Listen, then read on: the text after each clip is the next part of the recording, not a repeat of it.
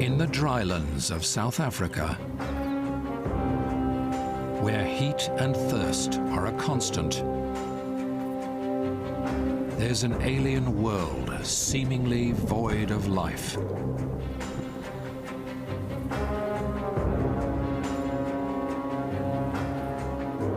But a line runs through it, where nature abounds, a waterway of immense proportions.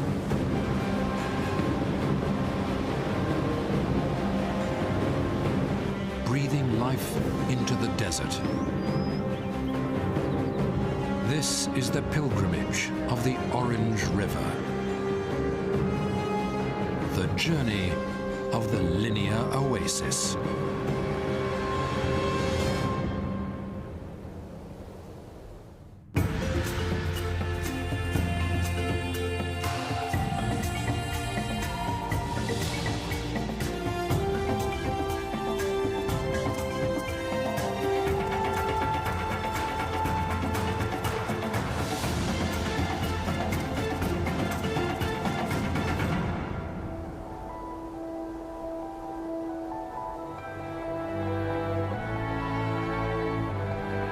Stretching over 1,200 miles, the Orange River is the longest in South Africa.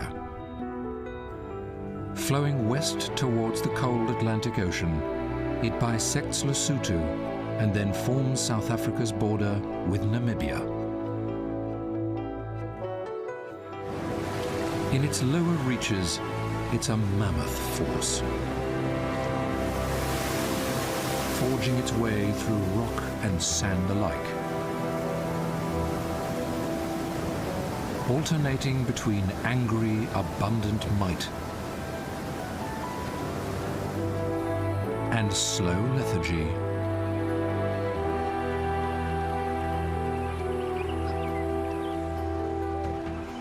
The Orange River is an iconic landscaper across the southern tip of Africa.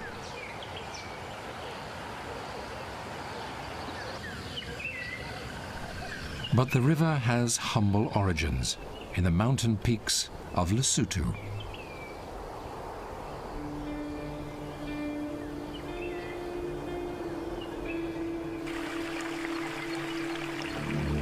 It begins as just a trickle,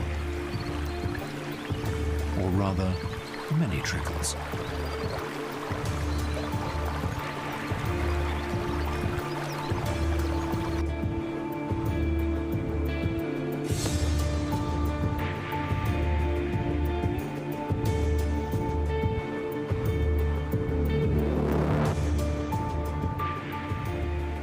The river starts nearly 10,000 feet above sea level in the Maluti Mountains.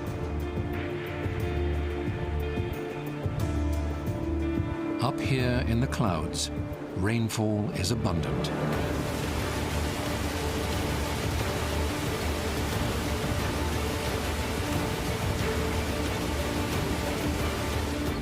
It doesn't take long for trickles to become streams, and for streams to become rivers.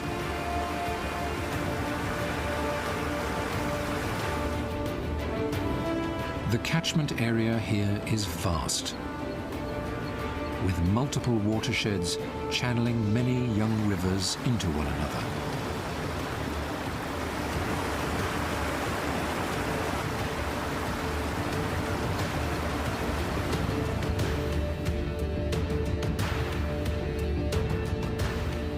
In these early reaches, the river is known as the Sanku, named by the Sesotho inhabitants of the area.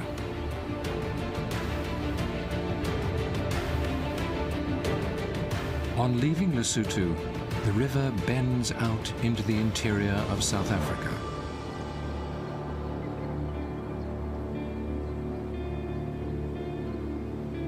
It's here that it joins forces with its main tributary, the Vaal.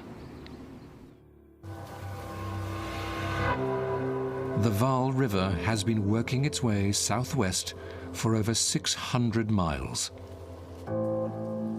The two rivers merge in South Africa's Northern Cape Province. From here, they continue their journey westwards towards the Atlantic Ocean, crossing 2/3 of the country with renewed strength.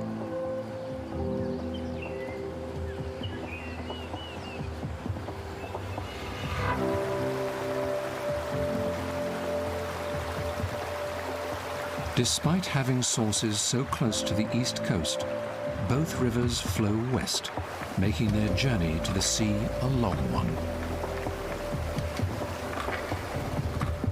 This is a result of tectonic uplift that blocked their flow east and channeled both rivers into the basin of the interior.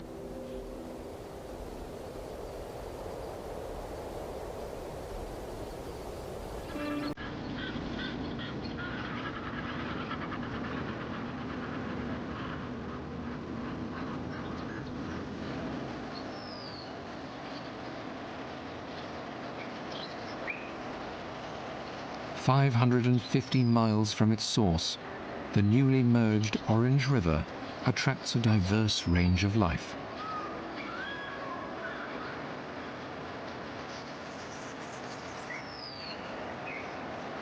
The day is young, but the avian residents are already busy. Birds flock to its waters, attracted by the numerous fish, crabs, and frogs on offer.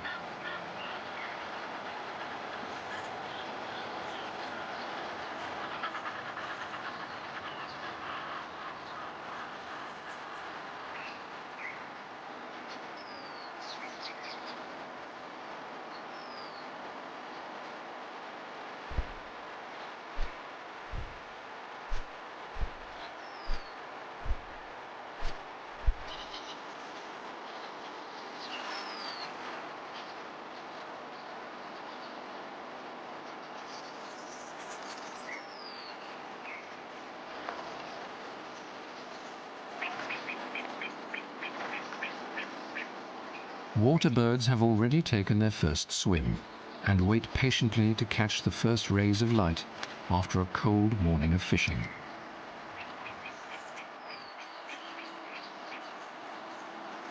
Others let their meals come to them. Floating islands of vegetation drift idly downstream.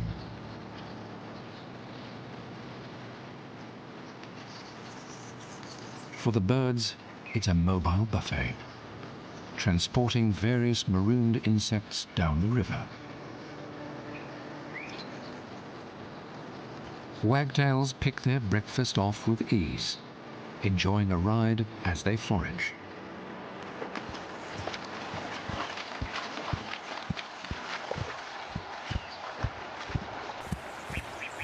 The African darter is one of the bigger personalities here. It's also one of the best swimmers. They move using foot propulsion, usually with only their long neck visible above the water. This has earned them the colloquial name, the snake bird. A male's on the hunt for fish. He will spear his prey before bringing it up to the surface to shake it off his bill tip and into his mouth.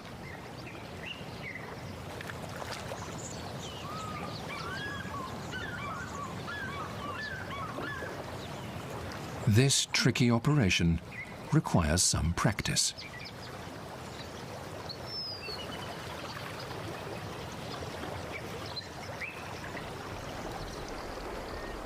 Patrolling above is the Avian Authority on Fishing, the African fish eagle.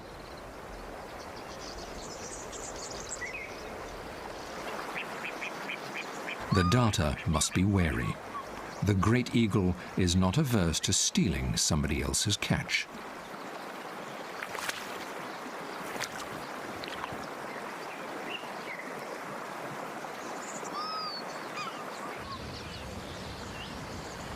With such riches on offer, fights for territory often break out.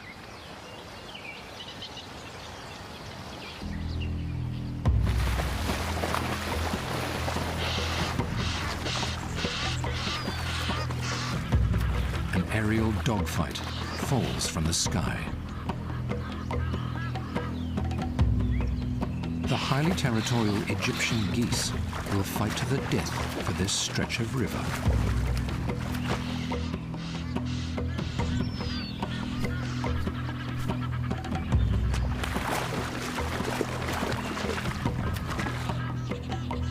But their racket draws unwanted attention.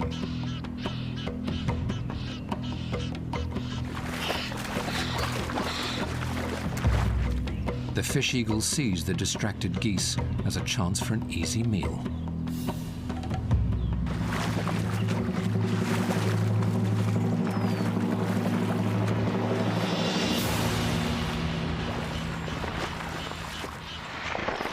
A close call.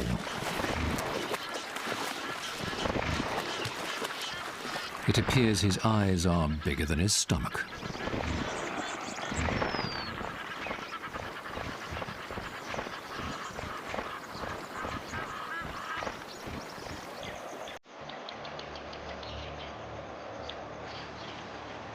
The river courses with fishermen in many forms.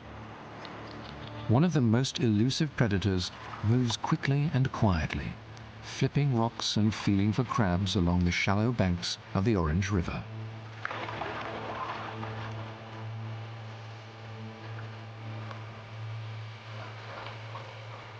The Cape clawless otter.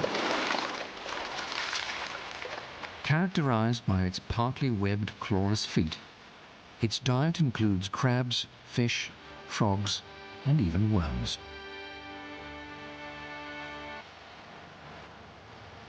They use their extremely sensitive whiskers as sensors in the water to pick up the movements of potential prey. Their front paws come in handy when digging on the muddy bottoms of ponds and rivers, picking up rocks and looking under logs.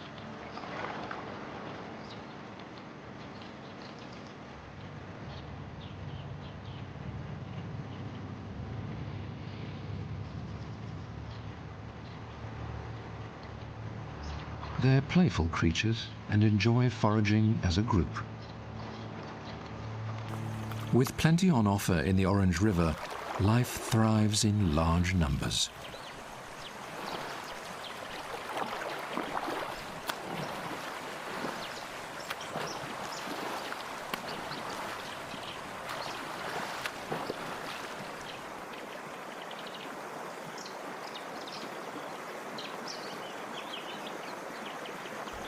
Through its upper reaches, the Orange River cuts through a range of habitats. The morning light begins to slowly heat the granite boulders along its banks, enticing some hairy inhabitants to emerge from between the cracks and crannies.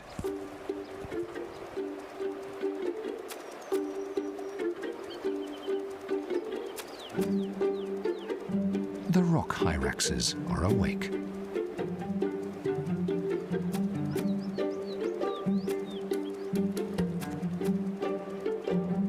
As they do every morning, the colony assumes strategic positions on the boulders, soaking up the warm golden light and generating some energy for the busy day ahead.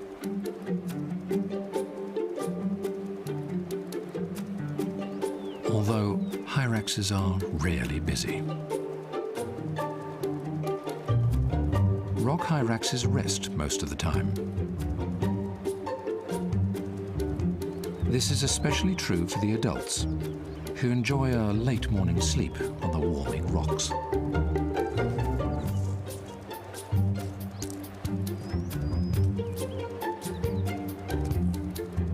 Although they resemble rodents, hyraxes are in fact relatives of the modern-day elephant, evidenced by their pointed, tusk-like upper incisors.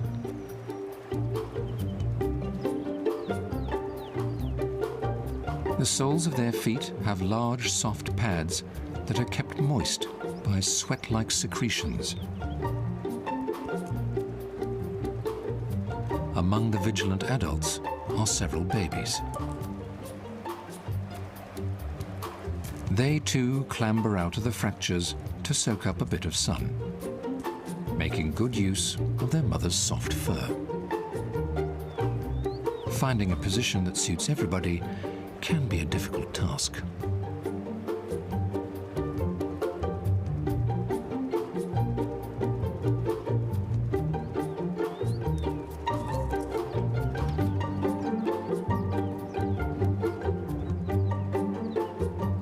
Finally, the family unit absorbs the sun's energy in a big pile.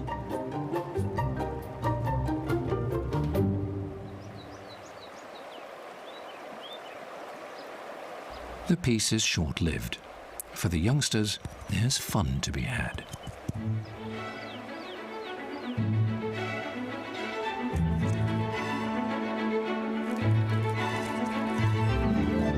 After breakfast, it's time to explore the surroundings.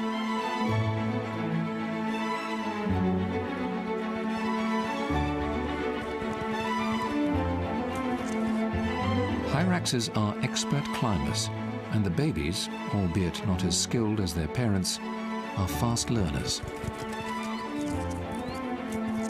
They clamber around the rocks with ease, often jumping surprising distances.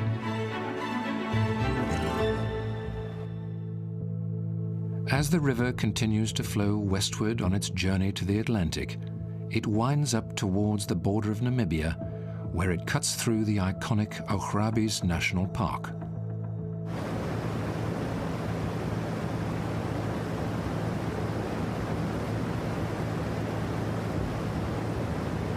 Here the river splits and reforms, creating islands smoothed and polished by the vigorous water over the millennia.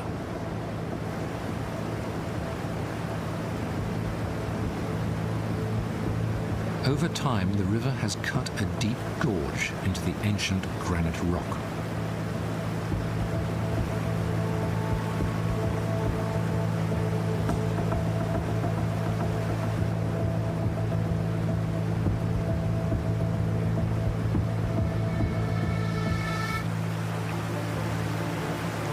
Gone is the calm, amicable river. Here the orange shows its true strength in an angry display of white water.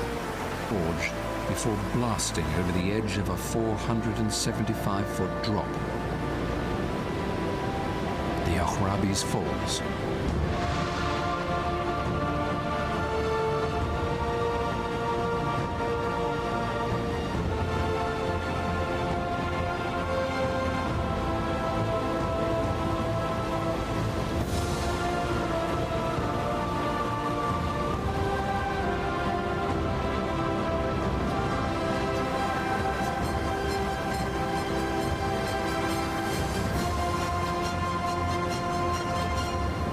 Taking its name from the local Khoikhoi language, Ankorabis means the place of big noises.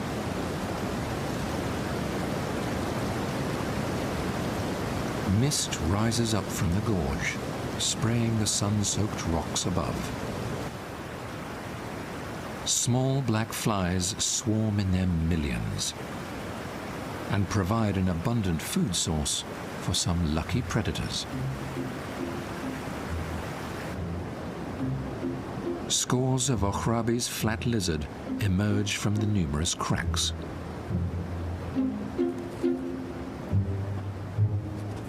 The females are drab in color, sporting only the intricate patterns down the length of their spine.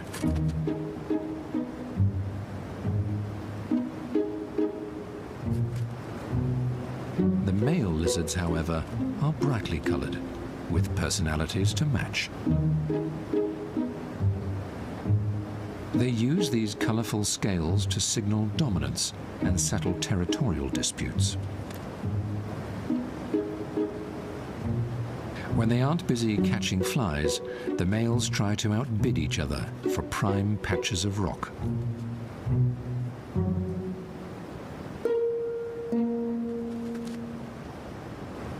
Assuming the push-up position, they assert their dominance by showing off their bright blue belly.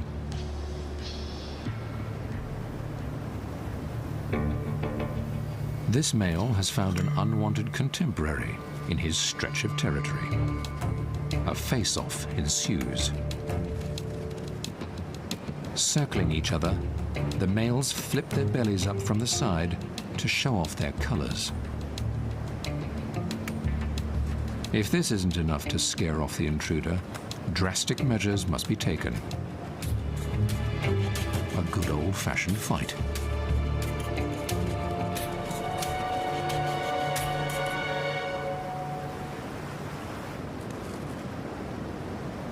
Their colors aren't only to warn off other males.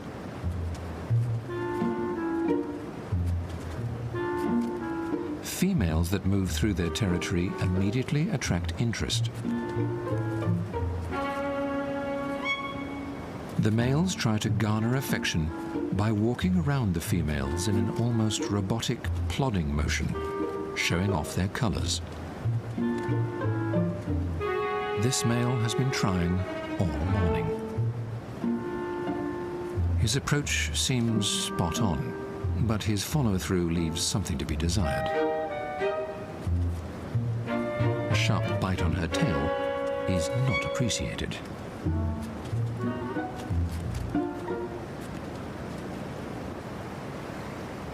With another courtship gone to waste, he returns to his quest for food.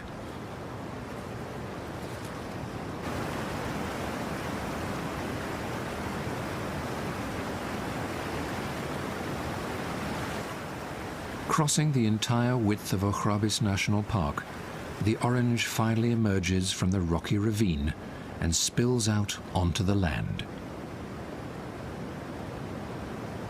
Here the river begins to support more and more vegetation.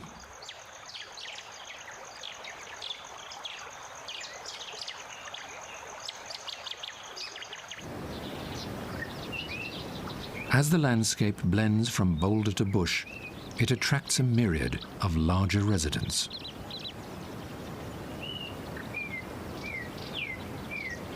A family of giraffes moves over the jagged landscape, looking for food. They seem out of place in this rocky environment. The giraffes have no predators here and roam freely without worry.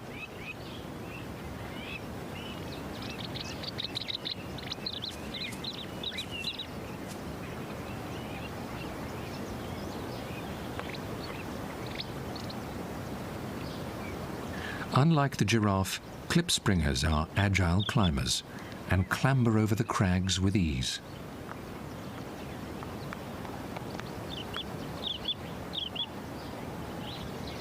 And their dappled brown coat helps to blend them into their background. But they still must be wary. A male klipspringer is on the watch for predators. And for good reason. He has young to look out for.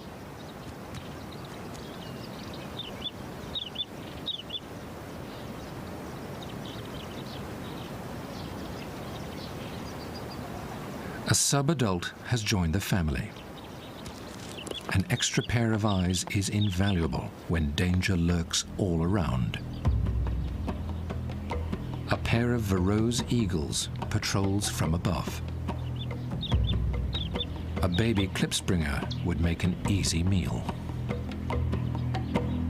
But the hunter's presence doesn't go unnoticed.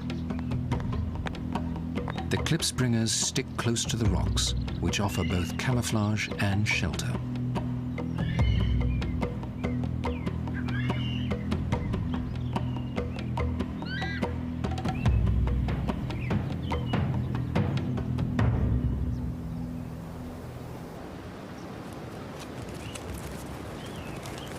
The vegetation even entices the resident hyrax away from the refuge of their boulders.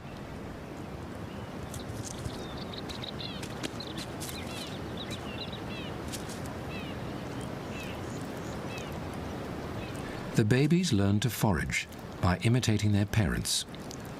They're learning fast.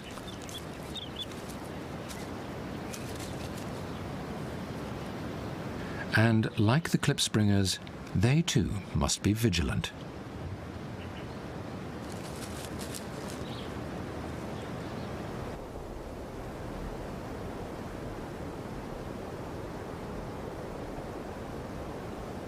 A sentry sounds the alarm. The hyraxes scatter quickly, abandoning their feeding grounds to take refuge amongst the crags.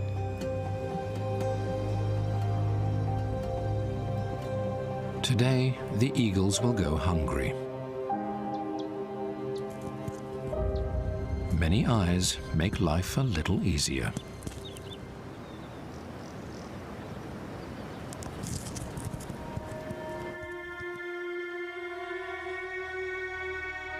"1,200 miles into its journey, the Orange River enters the Richtersveld.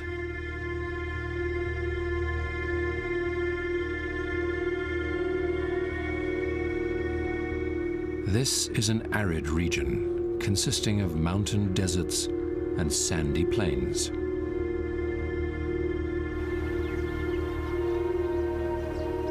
Though at its widest here, the Orange River does little to quench the Richtersveld's dry environment. Hundreds of miles downstream, a far stronger body of water exerts a much greater influence. One that leaves this landscape dry. Cold water, coupled with the strong winds of the area, prevents onshore air from accumulating much moisture. Thus, the land flanking the ocean is a dry and barren place.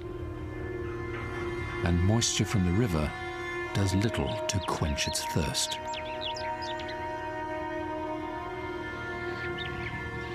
So just a few hundred feet away from the banks of the river, the land is parched.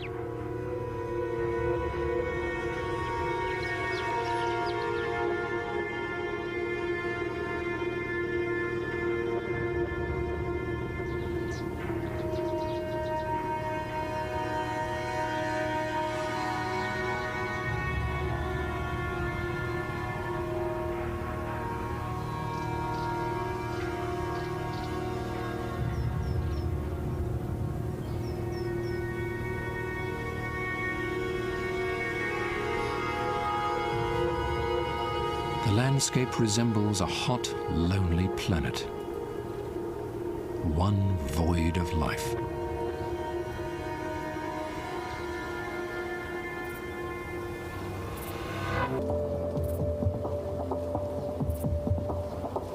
Its name, the quiver tree, comes from the indigenous San people, who used its branches as quivers in which to carry their arrows. Many of these specimens are over a century old.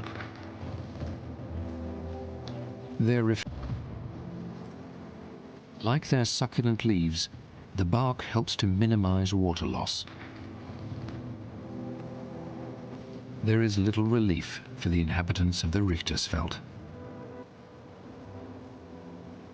Extreme conditions require extreme adaptations.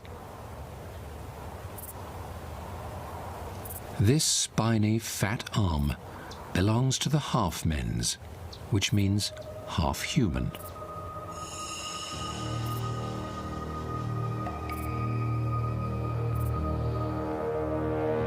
These strange plants have an ominous story. Legend has it that the half-mens are lost members of a tribe that escaped Namibia after a terrible clash with invaders.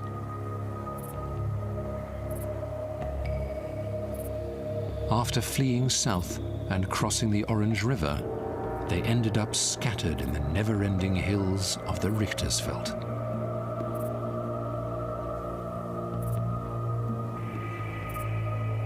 Their hopes of ever returning home were dashed when their god turned them into thorny plants, destined to stare longingly to the north.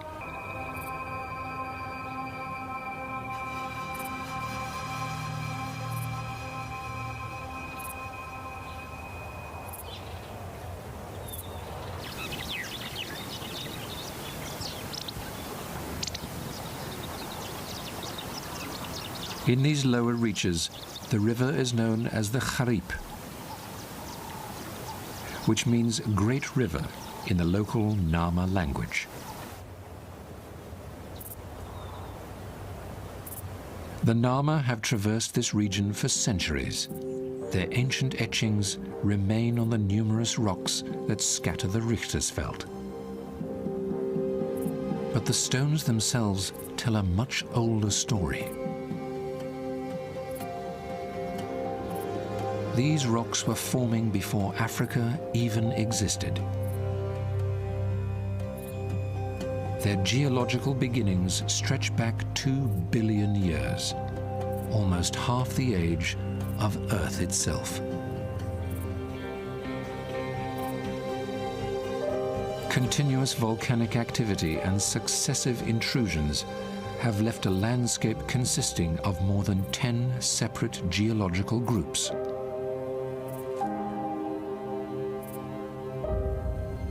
This complex geology provides diverse habitats where an array of plant and animal species can thrive.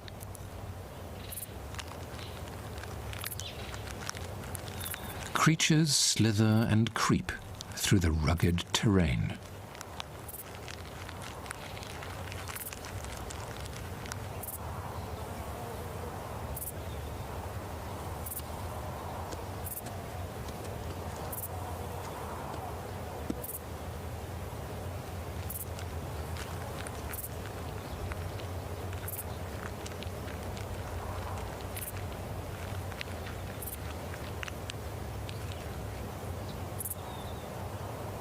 Even here, klipspringers easily navigate their way to food.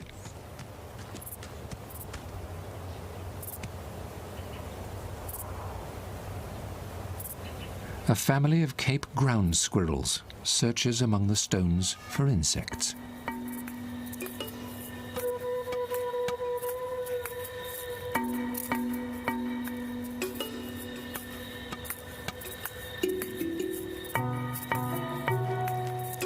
Separated from the river by the Richtersveld's jagged mountains, there's nothing for them to drink, so they have to get their daily water from the food they eat.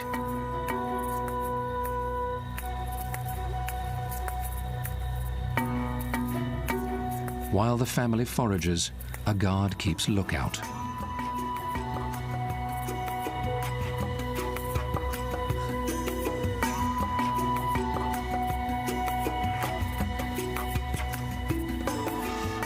Staying close to the burrow is a good bet for safety.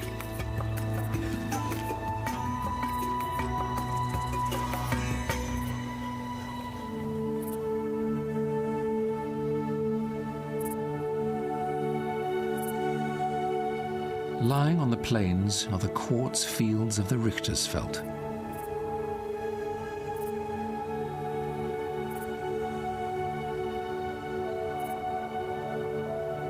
Over the millennia, large fractured rock has broken down to form a beautiful carpet of white pebbles.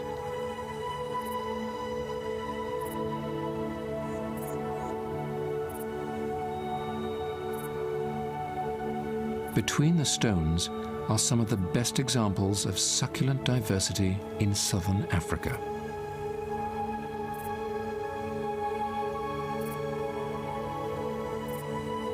Each plant stranger than the last.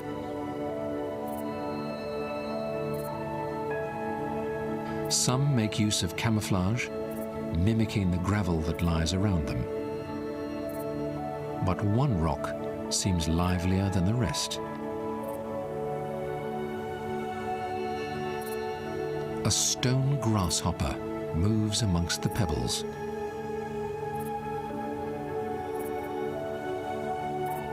His textured exoskeleton leaves him all but invisible to potential predators.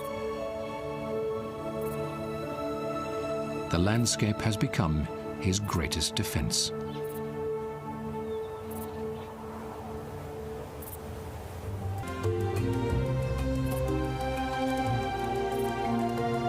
Occasionally, a small amount of water does reach the highest mountain tops in the form of mist. And when it does, it provides plants and animals with enough moisture to exist.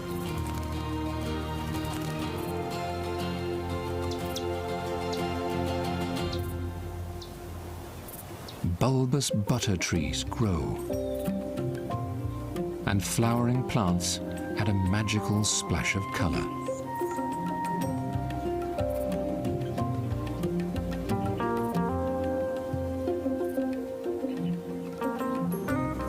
Though far from abundant, this water leaves its scars on the rocky plains below.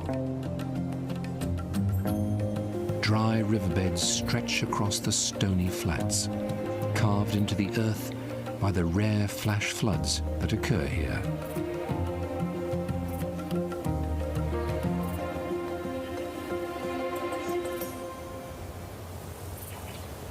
Small holes pepper the baked earth of the dry riverbank. One by one, hundreds of brown-throated martins shoot out of their nests.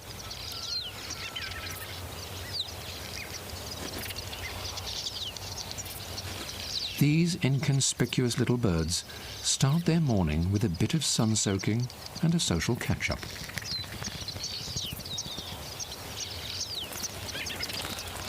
There are few places to perch here, and each spot is highly contested.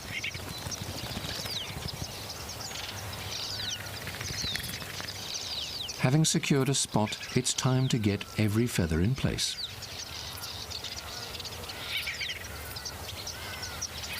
Once preened to perfection, they can test out their wings.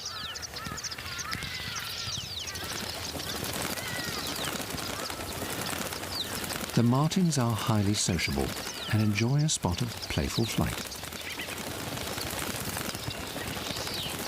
Constantly communicating, the twittering chatter of the birds fills the air by the nest.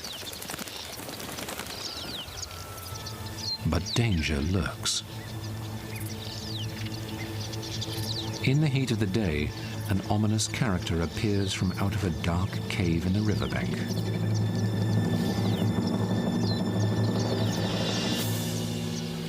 A Nile monitor, a formidable predator. Using his forked tongue to sniff the air, he gathers information about potential meals that may be nearby. Nile monitors are not fussy eaters, and they love birds' eggs.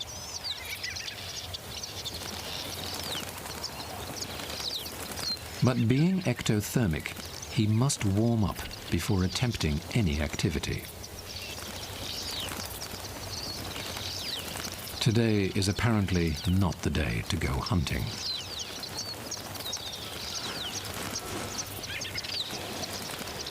Having caught enough sun for now, the monitor returns to his cave.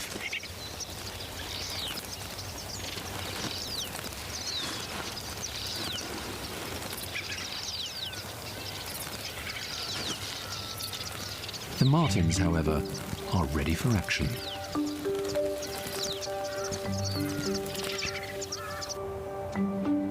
Their destination, the Orange River.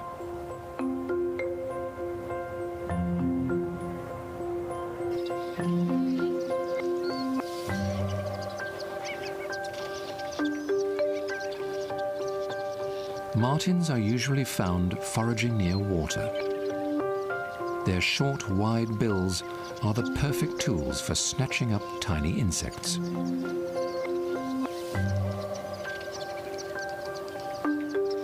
These small birds show extreme dexterity on the wing.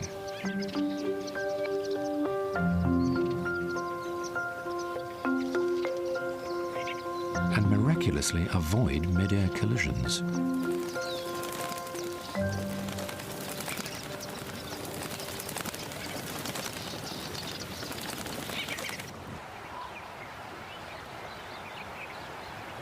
In its last few miles, the river reaches its final stages and approaches the coast. Signs of the ocean's presence start to appear on the hilltops.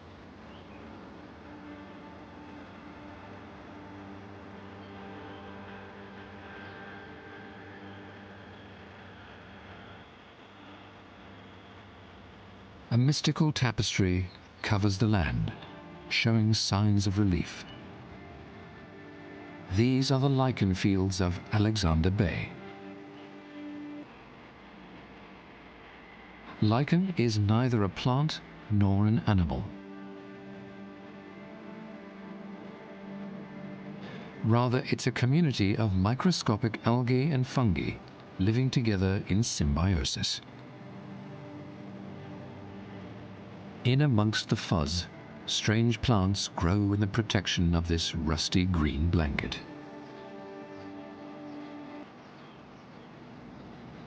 As do many small, inconspicuous creatures.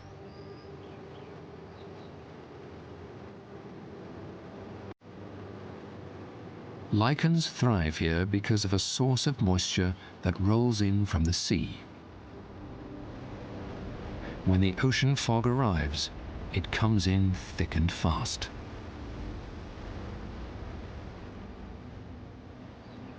Within minutes, it can block out the sun and envelop the lichen fields.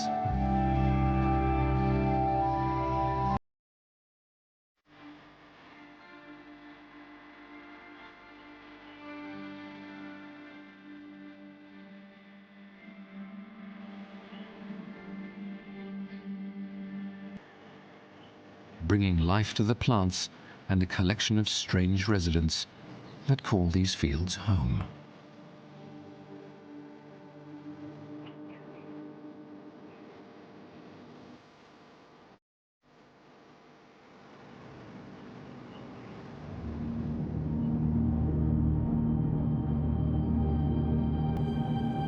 After a 1,200-mile journey through ever-changing landscapes, the Orange River finally purges its contents into the Atlantic Ocean.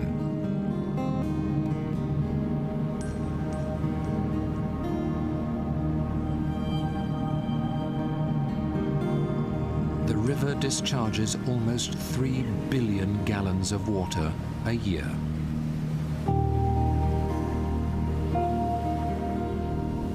Having traveled across 2/3 of South Africa, the Great Orange River fans out into its delta before spilling into the sea. Flamingos and waterbirds flock to the mouth to sift through the nutrient-rich waters.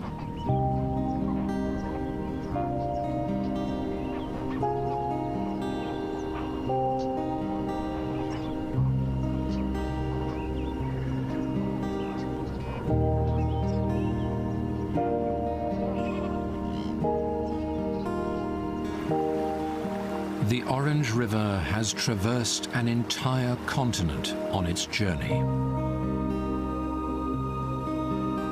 and has run a lifeline through some of South Africa's harshest environments. From source to sea, it has played host to countless wild and wonderful creatures, and left its scars on rocks that have borne witness to the geological history of Africa. In a land without relief, this waterway is a welcome gift to South Africa's thirsty inhabitants.